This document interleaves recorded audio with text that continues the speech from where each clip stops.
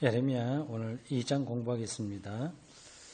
앞으로 계속되는 그 예레미야 공부에서 그 역사적인 배경을 좀 알고 있는 게 좋습니다. 이 예레미야 지난주 설교의 역사적 배경은 이사야였어요. 기원전 8세기 초 전후반 북이스라엘이 아시리아에 의해서 멸망할 그때였습니다. 그런 위기의식이 남쪽에도 전달됐고 남쪽 그 유대 지역의 예루살렘에서 선지자로 활동했던 이사야가 말씀을 전한 겁니다. 요 예레미야는 조금 더 시간이 더 흘러요. 그리고 더 절박합니다. 그때가요. 기원전 587년에 있었던 바빌론 이 포로 그 바로 직전 한 몇십 년 동안 활동했습니다. 정확하게는 기원전 627년인가 627년부터 기원전 587년까지 한 40년 정도 되나요? 40여 년 정도 활동했습니다. 그때가 정말 어려울 때입니다. 주변에 아시리아의 힘이 좀 약해지고 바벨론이 또 그 패권을 잡게 되고 북이스라엘 자기 동족은 이미 없어졌고 요시야 남쪽 왕 이 사람이 개혁운동을 펼쳤으나 그건 전쟁에 나갔다가 또 외교 결정을 잘못해서 전사해버리고 그리고 그 여러 나라 그 제국들에 의해서 유다 마지막 몇 대 왕들은 완전히 그 꼭두가시 같은 역할을 하게 되고 뒤죽박죽되는 그런 시대였습니다. 그 어려운 시기에 그 유대에 있는 귀족들과 그 리더들은 또 지나치게 민족주의에 떨어져 버렸어요. 이거 우리 하나님께서 우리 지키실 거에 걱정하지 마. 이 바벨론에 우리가 이렇게 좀 잡혀간 사람들이 있는데 587년 되기 10년 전에 이미 한번 포로로 잡혀갔습니다. 왕들하고. 갔고 그 다음에 이제 587년에는 그 597년 이때에는 그냥 바벨론이 와서 사로잡고 그리고 큰 국가에 바치게 하는 조공 많이 바치게 하고 아주 굉장히 그 수모적인 일을 해줬지만 다만 왕조만은 무너뜨리지 않았어요. 유대 왕조가 유지되도록 해놓고 완전히 이제 식민지죠. 왕들도 자기들이 세우고 싶은 사람 세우고 말 잘 듣게 하고 조공 바치게 하고 다만 유대 왕조만은 그대로 인정했습니다.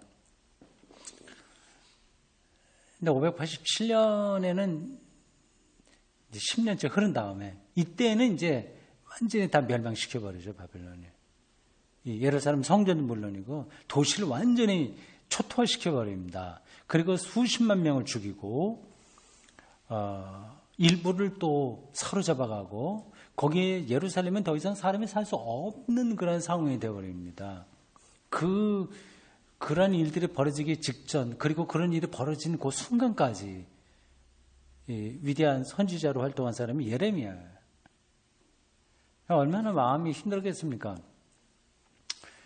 그때 이제 유대가 정책을 잘 써야 되는데 바벨론에 함부로 이렇게 또 대들다가 그러다가 이제 이런 일이 벌어진 거거든요. 그래서 조금 아까 얘기한 이제 지나친 그 민족주의자들이 있었어요. 거기서 그들이 이제 왕을 부추겨서 하나님이 우리 지키실 텐데 10년 전에 포로로 잡혀간 사람들도 다 돌려보낼 거고 자 우리는 이길 수 있어 할 수 있어 그렇게 했습니다. 그래서 바벨론하고 한번 맞짱 뜨자 하여튼 그런 식으로 갔다가 이제 완전히 예루살렘에 1년여 동안 예루살렘 성전이 완전히 포위됐습니다. 1년여 동안. 그리고 이집트의 도움의 손길 원군을 이제 도와달라고 보냈다가 오다가 또 그 실패하고 1년여 정도 예루살렘 성을 완전히 바벨론 군들이 포위하고 있으니까 무슨 일이 벌어지겠어요? 먹을 게 없어지죠. 민심도 힘들어지죠. 뭐 등등 하니까 어느 때에 이르러서 그쪽 바벨론 군사들이 성벽을 타고 올라와서 완전히 박살을 냈습니다. 예레미야는 그래도 죽지는 않았어요. 이집트로 또 피신도 좀 복잡한 일들이 좀 벌어졌습니다. 어려운 시절에 하나님의 말씀을 가지고 섰는데 대중들은 지나친 그 민족주의의 입장에 섰던 그 선지자들의 말, 요전에 얘기했던 하나니아라고 하는 대표되는 그 사람의 말에 솔깃하지 이 예레미야의 말에는 좀 관심을 안 뒀습니다. 예레미야는 좀 현실적이었어요. 지금 바벨론하고 지금 맞짱 뜨면 안 돼. 우리가 어쩔 수 없이 하여튼 싸움에서 질 텐데 좀 우리 감수하자. 뭐 타협적인 거를 찾으려고 했었던 것 같습니다. 근데 그게 이제 먹히지 않았죠. 자, 그런 와중에 지금 이제 예레미야가 말씀을 선포하고 있습니다. 2장은 좀 길어요. 1절부터 7절까지 있습니다.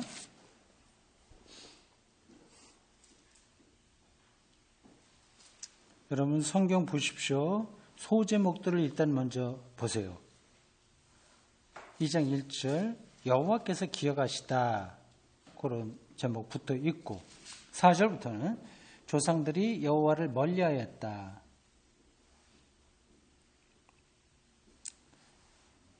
그건 지금 예레미야의 설교입니다. 9절부터는 백성이 행한 악.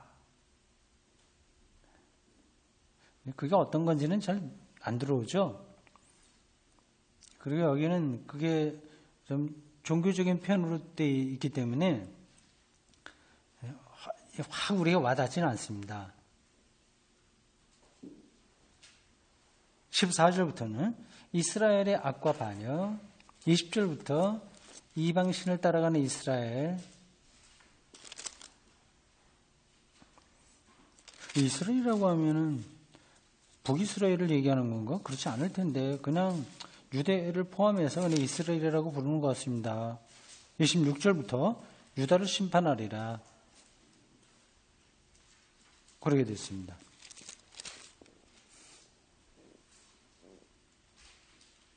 1절부터 8절까지 교독해서 읽겠습니다. 여호와의 말씀이 내게 임하니라 이르시되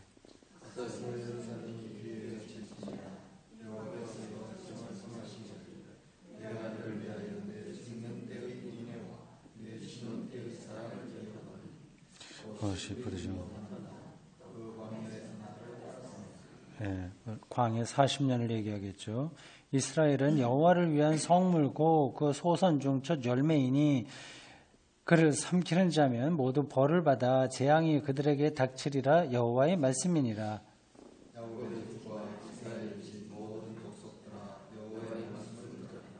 나 여호와가 이와 같이 말하노라. 너희 조상들이 내게서 무슨 불의함을 보았기에 나를 멀리하고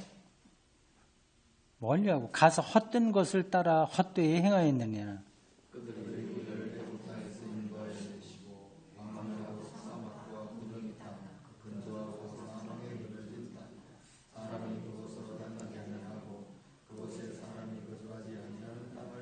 우리가 통하게 하시던 내가 너희를 기름진 땅에 인도하여 그것의 열매와 그것의 아름다운 것을 먹게 하였거늘 너희가 이리로 들어와서는 가나안 땅이죠. 내 땅을 더럽히고 내 기업을 역겨운 것으로 만들었으며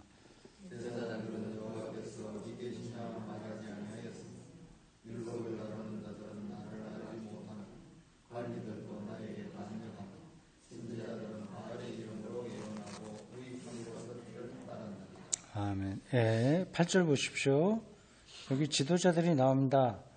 제사장, 또 율법을 다루는 자들, 서기관이겠죠. 또 관리들, 또 선지자 있습니다. 이 사람들이 하는 일이 이 예레미야가 볼 때는 잘못된, 가당치 않은 겁니다. 제사장들은 뭐라죠? 여호와께서 어디 계시냐 말하지 않는데 하나님을 안 찾는 거예요. 물론 제사는 잘 드렸겠어요? 안 드렸겠어요? 제사는 드리지. 근데 하나님은 안 찾는 거예요. 모양만 있는 거지 실제 마음이 하나님에게 안 가 있는 거죠. 그러니까 화려한 그 제사 의식 거기에만 떨어져 있을 뿐이지 마음이 안 가는 거. 뭐 오늘날도 마찬가지입니다. 율법을 다루는 자들은 나를 알지 못한다. 율법은 하나님의 말씀인데 그 율법 자체가 하나님은 아니거든요. 그 말씀을 통해서 어떻게 하나님의 사랑, 하나님의 능력, 하나님의 인자하심, 뭐 그런 것들을 찾아야 되는데 그걸 안 하고 율법에 묶여 있는 거죠. 뭐 이것도 오늘날도 마찬가지 아니겠습니까? 근데 그렇게 돼 있습니다. 근데 세상살이가 그렇게 흘러가게 돼요. 근데 그렇게 하더라도 당장 뭐 굶는 것도 아니고 당장 뭐 천벌 뭐 벼락 맞아서 죽는 것도 아니기 때문에 이런 거에 이제 사람들의 마음을 그렇게 가게 만듭니다. 그냥 쉽게. 관리들도 나를 반역한다. 그 가난한 사람을 학대한다거나 뭐 소외된 사람들을 더 이렇게 나쁘게 한다거나 이제 관리들이 하는 이런 것들이 이제 하나님을 반역하는 거거든요. 근데 관리들이 이렇게 해야지 편리합니다. 뭐 오늘날도 똑같은 일들이 벌어져요. 그러니까 모든 세상이 다 이렇게 썩어 문드러진 건 아닙니다. 그 당시나 지금이나 마찬가지인데 뭐 잘하는 사람 잘 하는데 전반적인 이 시대 정신이 이렇게 근본을 놓쳐버린 거죠. 선지자들은 바알의 이름으로 예언하고 무익한 것들을 따랐다. 바알 이건 뭐 구약 성경에 처음부터 끝까지 계속 나오는 겁니다. 이 유대인들이 왜 이렇게 바알을 계속 따랐을까요? 어떻게 생각하세요? 이상하죠? 그 예언자들이 그렇게 많이 얘기를 했는데도 계속되고 있습니다. 근데 그건 매력적이기 때문에 그래요, 일단. 바알이. 요즘으로 바꿔 얘기하면 기복주의 신앙이에요. 이상한 게 아니라. 그 신을 따르면 풍년 들고, 자식 많이 낳고, 뭐 출세하고, 이런 거라니까 좋잖아요, 그게. 지금도 그렇잖아요. 저도 그를 매도하는 뜻으로 말씀드리지 않습니다. 그 어려운 세상에서 뭐 이런 거 복을 구하는 거야 뭐 어쩔 수 없긴 합니다. 근데 그렇다 하더라도 이게 거기에 모든 게 그냥 거기에 올인해 버리니까 이게 균형을 못 잡게 되는 거죠. 근데 거기에는 자꾸만 그거를 문제를 알고 자기가 절제하고 해야만 겨우 중심을 잡아요. 만약 그쪽으로 좀 발을 딛게 되면 쏠리게 돼 있습니다. 어쩔 수 없이. 자꾸만 글로 가게 돼요. 뭐 하여튼 이해하시라고 하여튼 예로 드리는 겁니다. 뭐 특세 40일 뭐 이렇게 하는 것도 다 마찬가지입니다. 그 우상 바알 숭배하고 거의 똑같은 얘기입니다. 가서 뭐를 하나요? 다 그런 얘기하는 거거든요. 바알이 주겠다고 하는 것들을 똑같이 우리도 반복해서 겉으로 보면 아름답습니다. 정말 신앙생활 잘하고 그렇게 보이는 거예요. 바알도 그랬습니다. 그 당시에. 그리고 또 이런 것도 있어요. 그 바알은 이제 헛것에 대한 숭배를 총칭하는 건데 그 아시리아나 바벨론이나 이런 강한 나라들이 작은 나라들을 식민지 만들고 요구할 때 뭐 군사적인 것, 뭐 경제적인 것만이 아니라 정신적인 것도 거기다가 강요하게 됩니다. 그러니까 바벨론에서 그 별을 섬기거든요. 달을 섬기나? 하여튼 그런 게 있습니다. 근데 그런 것들을 유대에 요구하니까 꼭두가 씨와 같은 유대 왕들은 또 제사장들에게 말해서 그러한 별을 섬기는 신을 성전 어떤 곳에 설치합니다. 기본으로는 하나님 섬기지만 구석구석에 가면 별신을 섬기는 것들이 있는 거죠.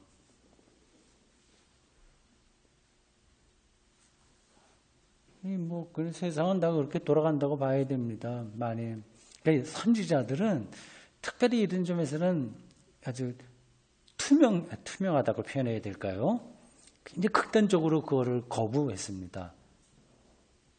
왜 그러냐면 한 발 한 발 가다 보면 이 중심을 잡지 못하니까 그렇습니다.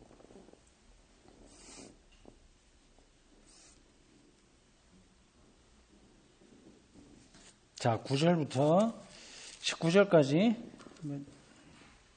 읽겠습니다. 그러므로 내가 다시 싸우고 너희 자손들과도 싸우리라. 여호와의 말씀이니라.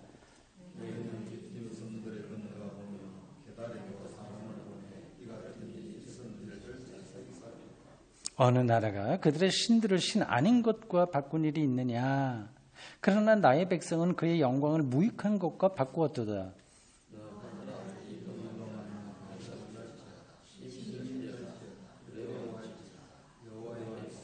내 백성이 두 가지 악을 행하였나니 곧 그들이 생수의 근원되는 나를 버린 것과 스스로 웅덩이를 판 것인데 그것은 그 물을 가두지 못할 터진 웅덩이들이니라.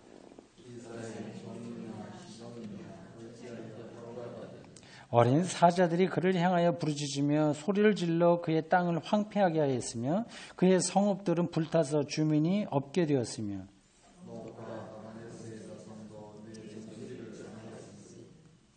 네 하나님 여호와가 너를 길로 인도할 때에 네가 그를 떠남으로 이를 자초함이 아니냐.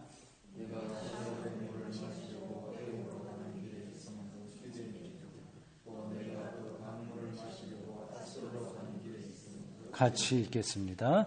네 악이 너를 징계하겠고 네 반역이 너를 책망할 것이라. 그런즉 네 하나님 여호와를 버림과 네 속에 나를 경외함이 없는 것이 악이요 고통인 줄을 알라. 주 만군의 여호와의 말씀이니라. 아멘. 은혜로운 말씀으로 우리가 받아들이는 할 수 있습니다. 이게 도대체 무슨 뜻일까? 우리 확 와닿지 않을 수도 있어요. 여러분 유인물 다시 한번 보십시오. 책 유인물 말고 예레미야 독일 루터 성경 각주가 달린 거 보십시오. 우리 현 집사님이 복사물로 만들어 봤습니다. 37절까지 있는데 여기 가져온 거는 22절까지 되어 있네요. 그 부분을 좀 볼까요?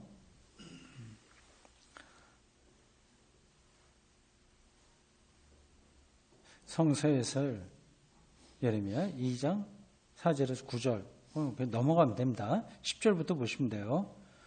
칼라로 프린트하니까 그 성경 구절이 그리고 다른 몇 가지 단어들이 구별돼서 보기 좋네요. 성서에설 예레미야 2장 10절에서 13절 여기 보십시오. 이 여러 가지 도시 이름 낯선 것도 많이 나옵니다. 여기서는 민족들을 불러내요. 민족들은 이스라엘 민족 아니라 주변에 있는 다른 나라들이에요. 불러내서 이스라엘의 배신을 밝혀줄 증인으로 삼는다. 이 예레미야의 설교입니다. 그러니까 어린 나라 봐라, 어디 봐라. 이렇게 자기들이 믿고 있는 신을 버리고 다른 헛것을 따른 데가 있냐? 없다. 근데 너희들은 왜 그러냐? 이제 그 얘기죠. 기띔은 본디 구브로 섬에 있는 사이프러스라고 하는 구브로 바울이 첫 번째 전도한 그 섬입니다. 있는 기띠온을 말하는데 기띔 섬들은 서쪽 민족들을 가리킨다. 게달은 동쪽의 아라비아 사막 주민들을 뜻한다. 참되신 하나님을 무력한 우상들과 바꾼 것은 용서할 수 없는 어리석은 것이다. 그 주민, 이스라엘 사람들이야 뭐 그렇게 생각 안 하죠. 지금 당장 좋은데 뭐 헛된 거라고 생각하나요? 우상을 아직 현실적인 거로 생각하는 거죠. 지금 돈 그건 헛된 거야 이렇게 얘기하면 먹히지 않는 거하고 비슷한 겁니다. 하나님은 보이지 않는데 그리고 그분이 살아있다고 하는 거를 그냥은 잘 들어오지 않는데 뭐 이건 설교예요. 아마 이거를 그렇게 귀담아 들을 사람들이 그 당시에는 많지 않았을 겁니다. 그러나 진리이기 때문에 살아남아서 좀 성경이 된 거예요. 영광이란 낱말은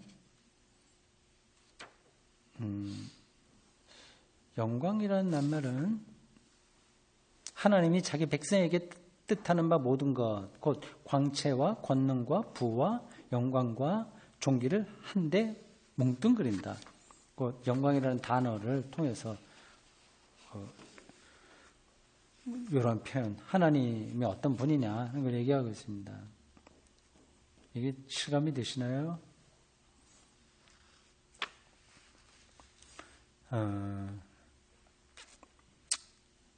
환한 빛, 생명의 환한 빛, 완전한 자유, 평화, 기쁨, 그리고 가득한 것, 그게 영광인 거예요. 하나님이 그걸 허락하신다는 거죠. 그러한 경험들이 우리들에게 잘 주어지지 않습니다. 부분적으로 주어져요. 그거는 구하는 사람에게 가능합니다. 하나님의 은혜라고 하지만 은혜도 그거를 은혜를 구하는 사람이 그 은혜를 알게 되죠. 근데요, 생각을 하십시오. 정말 중요한 거예요. 우리 인생인데, 뭐 세상 사람들하고 똑같이, 그게 좋은 거, 그럭저럭, 좋은 게 좋은 거다, 이런 식으로 살기에는 우리 인생이 그렇게 길지가 않습니다. 2번 되는 것도 아니고, 딱 한 번인데, 구약과 신약을 통한 2000년, 몇천 년 동안의 기독교, 하나님 신앙에 빼곡히 있는 그 신앙의 중심으로 푹 들어가야 돼요. 그렇지 않으면 이건 우리들에게 경험되기가 쉽지 않습니다. 영광, 하나님의 모든 속성들을 한데 뭉뚱그린 하나로 모은 그런 개념이다. 결코 마르지 않는 생수의 근원이신 이스라엘의 하나님과 견주어 볼 때 아실 거예요. 모든 것들이 나에게서 떠나가도 하나님이 생수의 근원입니다. 역설적으로는 다른 것들이 떠나가야 그때 이제 하나님이 생수라고 하는 걸 알게 됩니다. 떠나가기 전에 떠나가는 것으로 알고 살아야 되는 거죠.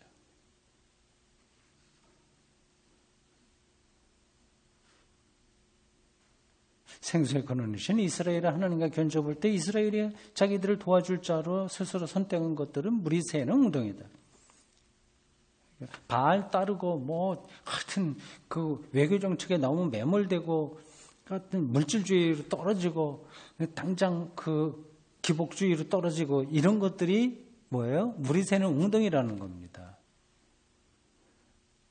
그러니까 뚫어지기가 정말 분명하게 각인하고 있어야 됩니다. 웅덩이는 빗물을 받아 모으려고 땅을 파고 진흙이나 석회 반죽으로 틈을 메어온 우묵한 곳을 말한다. 네, 그 다음 단락이에요. 예레미야 2장 14절에서 19절 해석입니다. 이거 루터 성경, 그 독일 사람들이 예배 때 사용하는 성경에 있는 주석입니다. 아수르 사람은 주전 722년 북왕국 이스라엘을 멸망시켰고 701년에는 유다도 심하게 파괴했다. 남유다는 완전히 속국으로 살았죠. 조공받치고 살았습니다. 이스라엘이 종의 운명에 시달리고 있는 것은 스스로 그 운명을 불러들였기 때문이다. 자꾸만 다른데 기웃거린 거예요. 그게 이제 우상숭배죠. 하나님은 그들을 애굽 종살이에서 해방하시지 않았던가.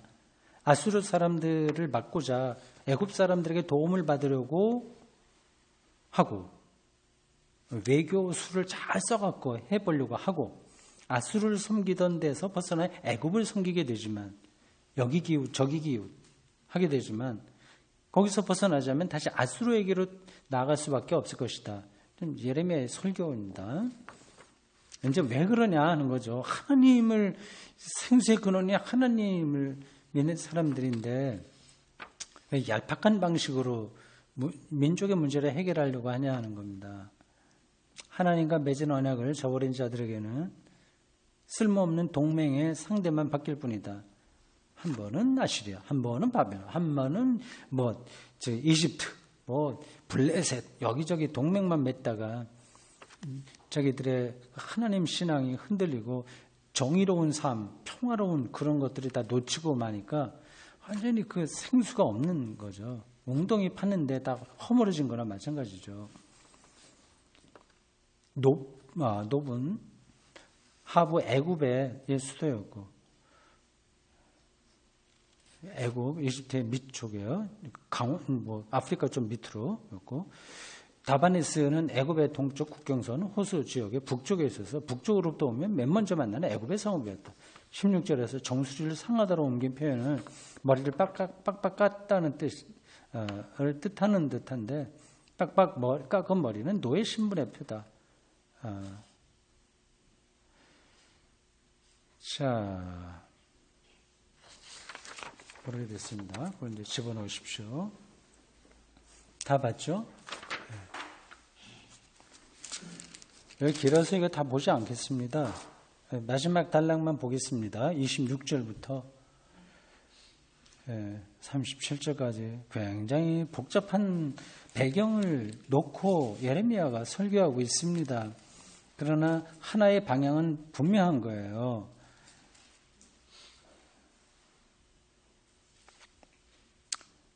일희일비 좌고 우면 하면서 그 주변의 다른 나라의 눈치 보고 그래서 혼합적인 세계관 속에 떨어지는 거, 이게 이제 멸망의 원인이다. 그렇죠. 26절부터 37절까지 마지막 단락 교독하겠습니다. 도둑이 붙들리면 수치를 당함 같이 이스라엘 집 곧 그들의 왕들과 지도자들과 제사장들과 선지자들의 수치를 당하였느니라.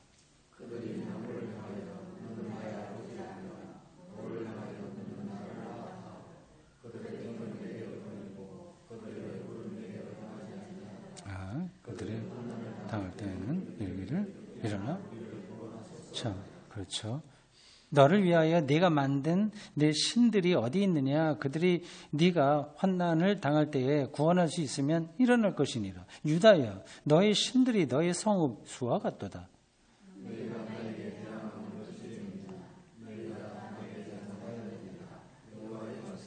내가 너희 자네들을 때린 것이 무익함은 해봤자 소용없는 건데 그들이 징계를 받아들이지 아니함이라. 너희 칼이 사나운 사자같이 너희 선지자들을 삼켰느니라.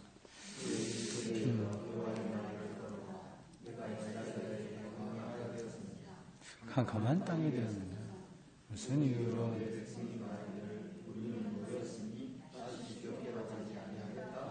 처녀가 어찌 그의 폐물을 입겠느냐? 신부가 어찌 그의 예복을 입겠느냐?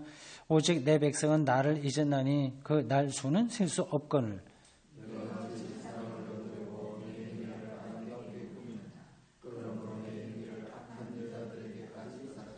또 내 옷단에는 죄 없는 가난한 자를 죽인 피가 묻어 있나니 그들이 담구멍을 뚫었기 때문이 아니라 오직 이 모든 일 때문이니라.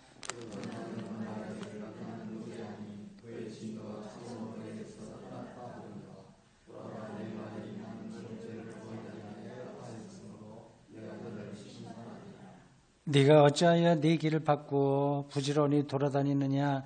네가 아수르로 말미암아 수치를 당함 같이 또한 애굽으로 말미암아 수치를 당할 것이라.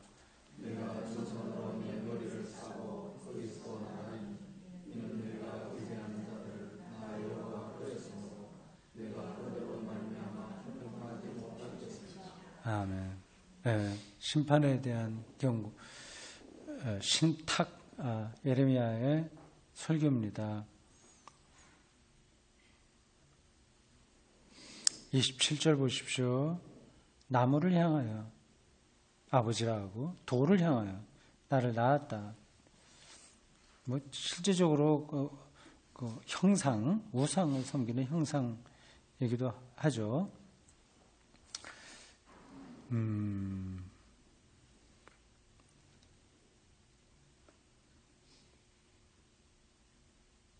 28절 만든 신, 만든 이데올로기, 인간이 만든 가치관, 그 내신들, 모든 민족이 다 이렇게 신을 만듭니다. 그걸 우상이라고 하고 선지자들은 헛되다 그런 것들은 얘기합니다.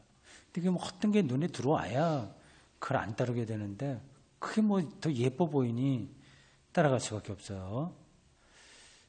이건 참 정말 해결하기 어렵습니다. 그래서 선지자들이 이스라엘 역사에서 부단히 그 바알 숭배하지 말라고 했는데 그거는 해결이 안 됐어요. 뭐 어쩔 수 없습니다. 28절에 그렇게 얘기하네요. 봐라, 네가 만든 신이 있는데 환난 당할 때 구원할 수 있냐? 안 된다. 그 끝부분에 이렇게 얘기합니다. 유다야, 너의 신들이 너의 성읍수와 같도다. 많은 걸 우상을 만든 거죠. 실제로 뭐 그러한 돌이나 나무 이런 걸로 우상을 만들었겠죠. 뭐 고대인들이니까. 그걸 좀 위로를 받으려고 하는 거겠죠. 그거하고 하나님 신앙하고 어떻게 구분이 어떻게 되나? 그게 이렇게 섞여 있기도 하고요. 또 구분도 안 되고 해서 좀 어렵게 납니다. 근데 여러분들이 좀 더 생각을 해보시기 바랍니다. 선지자들은 예민하게 그거를 구분해서 봤어요. 근데 일반 대중들은 그게 구분이 안 됩니다. 잘 된다고 하는데 저거 섬기면 그 바벨론에서 온 그 신을 섬기면 아니면 가나안에 있는 그 신을 섬기면 농사들 풍년이 들고 그리고 이제 아이들도 많이 낳고 건강해진다고 하니까 그 마음이 솔깃할 수밖에 없습니다. 근데 하나님을 믿는 거는 그거하고 완전히 상관이 없는 것도 아니란 말이에요. 하나님이 지켜주신다고 하니까. 근데 이렇게 보시면 되겠습니다. 우상은 사실 그게 확 구분되는 게 아닌데 이렇게 보시면 돼요. 우상은 그걸 목표로 하는 거예요. 건강하고 추수, 잘 사는 거, 이게 목표가 되는 거예요. 근데 하나님 신앙은 그게 목표가 아닙니다. 역사적으로 함께 하셨던 그분에게 자기의 삶을 전체로 의존하는 거예요. 그러니까 자기 인생이 좀 허물어져도 그래도 하나님을 따르는 거죠. 그래도 정의롭게 살아야 되고 말씀대로 살고 평화롭게 살고 화해하고 인내하고 각자 도생에 떨어지지 않고 공동체를 생각하고 그 말씀으로 하나님께서 하신 것에 자기가 붙들리는 겁니다. 그래서 예수님께서도 그렇게 하신 말씀이 있죠. 하나님 나라와 그 의를 구하라. 뭐 마실까 걱정하지 마라. 뭐 우리 예수 믿는다고 해서 맨날 물만 먹고 사는 건 아닌데 예수님이 그걸 모르시겠습니까? 근데 이방인들이 구하는 게 먹고 마시고 뭐 이런 것들이라고 했잖아요. 먹고 마시는 거는 다 필요합니다. 예수님. 그래도 그 목적이 어떠냐에 따라서 전적인 차이가 있는 거예요. 그러니까 대한민국이 세계에서 뭐 경제적으로 뭐 4만 달러, 5만 달러 가는 걸 목표로 한다면 그건 이제 우상숭배가 되는 겁니다. 근데 그게 매력적이잖아. 정치인들이 그렇게 말하지 않는 사람이 어디 있어요? 이게 딜레마입니다. 어떻게 참 어려워요. 딱히 해결책이 있는 것도 아니고 우리는 그래도 예수 그리스도를 통해서 일어난 하나님의 구원 사건에 천착하고 붙들고 사는 게 최선이고 예수님 말씀에 따라서 그 하나님 나라와 의를 구하면 다른 것은 하나님이 아신다. 그러니까 걱정하지 말고 사는 거, 말씀에 따라서 최선을 다해 사는 거, 이게 우리의 갈 길이라고 생각합니다. 자, 오늘 좀 길었습니다. 나중에 여러분들 집에 가서 한번 읽어보시고요. 우리가 예레미야서를 이제 앞으로 1년여 동안 하여튼 뭐 다 해결이 될지 안 될지 모르겠는데 한번 읽어보겠습니다. 저도 여러분들을 설명해 보도록 하겠습니다. 기도하겠습니다. 주님, 오늘 2600년 전 예레미야의 이 설교의 한 부분을 읽었습니다. 말이 2600년이지 600년 전이지 실감이 사실은 나지 않습니다. 이 글자로 살아있기에 예레미야가 이렇게 설교했나 보다. 그리고 역사적 배경이 어떤가 보다. 그냥 생각은 하나 실감은 되지 않습니다. 주님, 시간의 이 큰 간격 속에서 우리는 길을 잃고 헤맬 때가 많습니다. 또 우리의 인식의 한계이기도 합니다. 우리를 불쌍히 여겨주십시오. 오늘 우리는 그 말씀을 통해서 우상 숭배로부터 이 유대가 어떻게 파멸의 길을 가게 됐는지를 잠깐 보았습니다. 오늘 우리는 21세기 대한민국 우리가 살고 있는 이 삶은 그러한 길인지 아닌지 늘 깨어 바른 길을 찾아갈 수 있도록 도와주십시오. 겨울이 이제 깊어집니다. 우리 말씀을 이렇게 사모하는 믿음의 식구들 몸과 마음 건강하도록 지켜주십시오. 예수님의 이름으로 기도합니다. 아멘. 수고했습니다.